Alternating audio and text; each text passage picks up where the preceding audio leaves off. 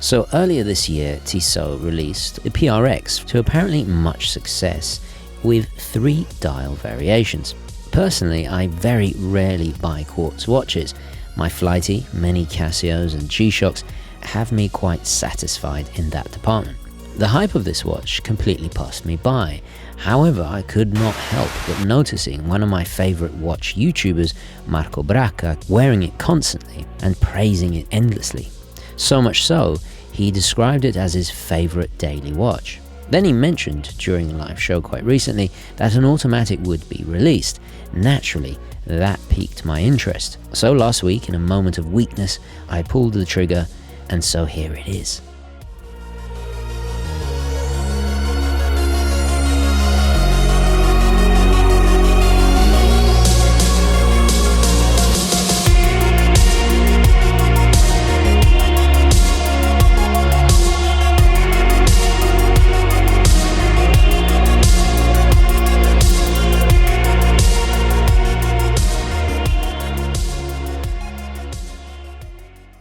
Okay, hi guys, and welcome to another independent, unsponsored, well, I was going to say unboxing. It's kind of an unboxing and a mini review at the same time. I'll do a quick wristwatch check before we get into it. Wearing the Dan Henry 1962. Once again, on the Collareb. I'm pretty sure it's the Firenze strap. I might be wrong about that, but it's the grey distressed. You know when you have a watch and you find that strap that just every time works, you know, with any kind of clothes, and you just, you know, that's the winning combination. I think that's that's it for the 1962. Anyway, so before we get into it, a little bit of background history to help contextualize. There is no denying that this retro chic watch was inspired by the Audemars Piguet Royal Oak of 1972 that changed the watch world forever by being the first super luxury all-steel sports watch. But to say it is a homage would be wrong, as many brands soon adopted that Gerald Genter style of the period. Just look at some Omega Seamasters, Bullovas, Seikos, Citizens. In fact, it's difficult to find a brand that didn't have some kind of imitation or watch inspired by Genter's icon.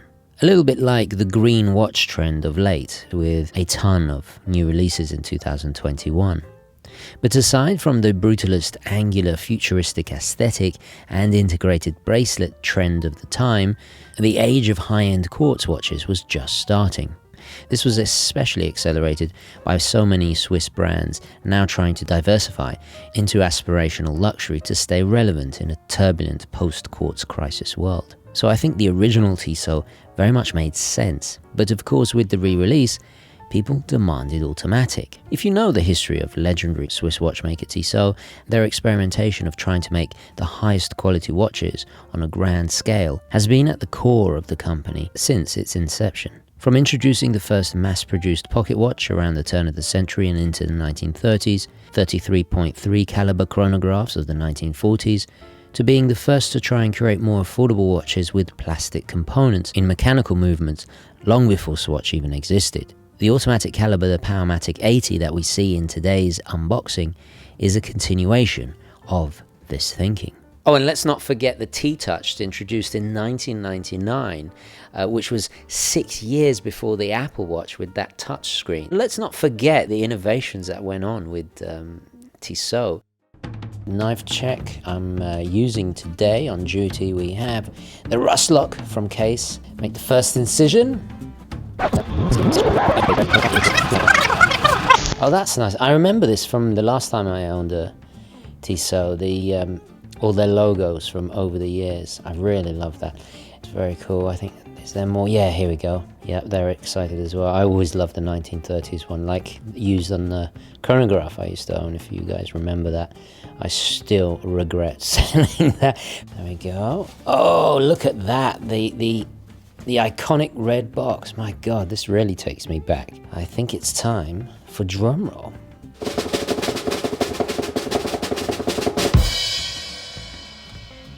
Oh, there it is.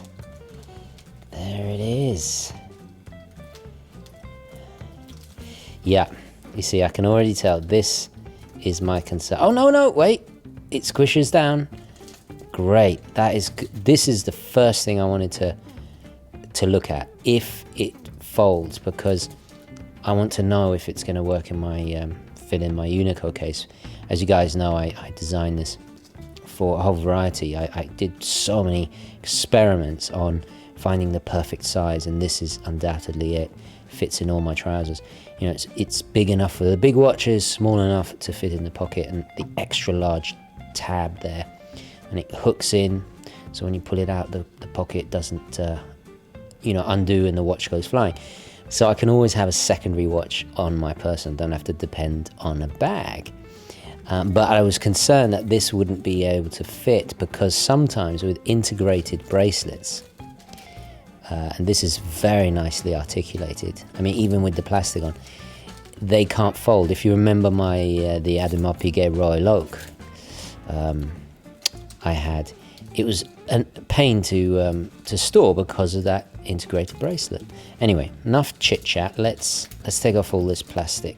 Right, here we go, and I've removed all the plastic, and immediately I'm really impressed with the finishing at this price range. We're talking, how much was it? I paid $650 for this, straight from their website. I'm looking at that tapisserie inspired dial, and it's a long way from the Royal Oak I used to own, because obviously the tapisserie technique is not only is it this kind of waffle pattern but with the engraved lines, but on top of that they have circular grain kind of finish going in a concentric circles, so it's very, very finessed, whereas this is, it's basically just a waffle. Let's have a look at the back.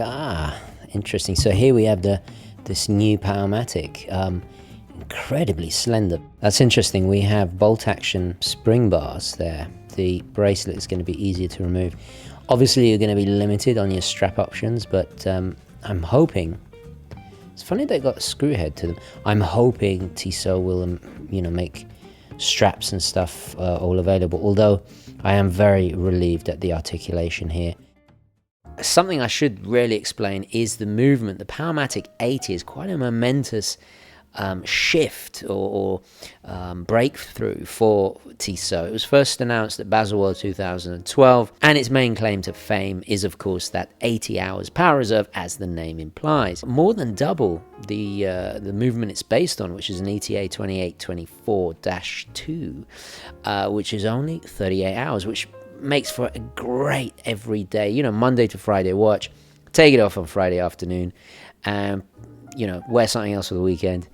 Put it back on a Monday morning, and it's still going. So how did they achieve this? Well, it was a combination of a more efficient spring barrel, longer main spring, and reducing the frequency from 4 Hz to 3. This means the Powermatic 80 beats at 21,600 vibrations an hour, like you see in an entry-level Seiko, compared to your typical 2824 ETA beating at 28,800 vibrations an hour. However, there is some negatives, which kept me away from them in the past. It is not equipped with the conventional regulating system. Similar to Swatch's System 51, the Powermatic is laser regulated at the factory. To what level, I do not precisely know, and I cannot seem to find out this information online. Tissot has been rather and annoyingly surreptitious on their social media and website, which always makes me a little bit skeptical. So it doesn't necessarily mean it's impossible to regulate. It just makes it very, very difficult. My main concern, aside from not being able to regulate it myself, is that if if something happens and it breaks down, I'm dependent on Tissot. I tend to go with my own independent watchmaker, who I've relied on for many, many donkey's years, and I trust completely. I don't know if he's going to have access to parts. Now, why did Tissot do this? Well, it's pretty obvious. They wanted to maximize profits, make it more affordable, keep prices low to be more competitive. I mean, it's business after all. But I think if you are considering buying a Powermatic 80 for long term, after the 2-year warranty from Tissot has run out, where are you exactly? The intention of the industrial regulation over the traditional manual regulation is so enabled Tissot to achieve chronometer level much easier and at a more affordable cost. The entire regulating organ is installed into the movement as a single module to reduce repair costs. So for example, if your balance wheel breaks, the entire module is replaced by a new one instead of being repaired. When spending so much money on a watch like this, you have to take this kind of thing into consideration. But there are positives to the new high-tech escapement, and many of the components of this caliber have great anti-magnetic resistance, perfect for our modern digital world with magnetism almost everywhere. So what are my initial concerns, and what are the negatives so far? My main critique is, while we do have hacking, manual wind, quick set, the purchase on the crown is not very efficient. I have no issue with the size of the crown. I think it's perfectly ergonomic, but it's just, you have to have really long nails to get it out. So the watch wears much larger, actually more like a 42mm diameter watch. So if you take that into consideration, this would have been much better 36mm in diameter. And I know a lot of you are going to think, oh my God, that's far too small. It's simple math. If a 40 wears like a 42, then a 36 is going to wear like a 38, right? It gets it more into that date-just Tudor Prince Saab 033 territory. So to truly get the Royal Oak or period correct feel, I think 36mm in diameter would have been far better. Unfortunately, because of that non-articulating the first link, really the lug is far bigger. However, if your wrist is, I would say, bigger than 7 inches, it's not going to be an issue for you. I think it will really work. Many will see the dated pins that connect the links as cost-cutting, and perhaps it is. However, having superior screwed links would mean a thicker bracelet to house them, and maybe a bracelet that is not able to fold in on itself and pass the Unico pocket case test.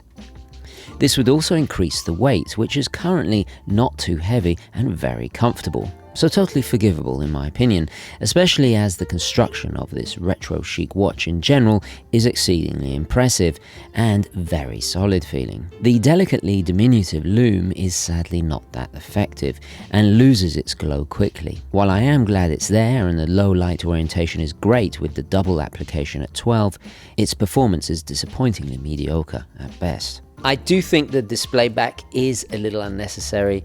The movement's very utilitarian. They could have shaved off another millimeter there had they got rid of it and made it even more slimmer. Having said that, if you're just getting into mechanical watches, it's nice to see the movement, obviously. Tissot is one of those brands, and it certainly was for me, where it's often the first mechanical Swiss-made watch for a lot of people. But in general, despite these numerous downsides, ultimately, the watch has successfully achieved what Tissot intended, a fun 70s style throwback that evokes the nostalgia of the age elegantly in a capable watch with premium materials like the flat sapphire glass and superb finishing at a very aggressive price. The addition of the waffle dial over the sunburst or brushed looks of the quartz predecessor is perhaps a little on the nose. It might even offend the overly sensitive watch snob, as they whinge and whine, calling it a homage, or at a minimum, just finding it a little jejune. But that, to me, is a bonus. I like it. It makes the dial more interesting and matches the simple faceted sandwich stick hands wonderfully. The double stick applied marker at 12 o'clock and then the single for the remaining markers follows Gentry's design language of the AP Royal Oak and the Patek Nautilus, but without his trademark flat brushed bezels. Here we see a more conventional high polished bezel. Now, while the movement does trouble me, so far so good. I'm getting about +6 a day. I am confused, however, how would one even open a display back? Now, I just noticed that the date window is framed. This is not something that they do on the AP Royal Oak. Well, not that I have seen. You can see this more commonly on the Nautilus. Maybe a cheeky nod to the Nautilus? I don't know. Maybe I'm overanalyzing it. What do you think? I don't know. But the outstanding case finishing, with even a little beveling in some parts, along with the graceful tapering bracelet with a double push-button butterfly clasp, soon makes me quickly forget any concerns. Best of all, in my opinion, aside from the cool look of the thing, is its slenderness. At a smidgen under 11mm, and with 100-meter water resistance without a screw-down crown. Simply meraviglioso. The dressy but sporty versatility of this, comparable to a Datejust or a Saab 033. Come to think of it, it does actually remind me, with its bold edges, of an oyster quartz Rolex I used to own many moons ago. In conclusion, it's a great do-it-all watch, despite the shortcomings. It still gets the pure class certification from me, even if it has me bizarrely just as impressed as it has disappointed. I was really hoping to like this one. Like so many watches, if it doesn't fit properly, I'm just going to have to wait for a unisex or mid-size version in the future. I hope you're listening, Tissot. Personally, it's not going to stay in my collection. I can certainly see why a lot of people love it. Had it been the right size for me, yeah, it probably would have stayed. It would have saved a lot of money and kept me pining after those ridiculously overpriced AP Royal Oaks. Yeah, it's just getting silly. It's almost vulgar, the money they're commanding now. Anyway, whole other discussion. Amico mio, Marco Braca, I see why you love it so much. Mandami un email, forse ti mando questo, non lo so. Fammi sapere, ok? Yeah, I'll leave it there. Thank you so much for watching. Don't forget to add your thoughts, queries, comments, opinions, all the rest of it down below. What do you think of this watch?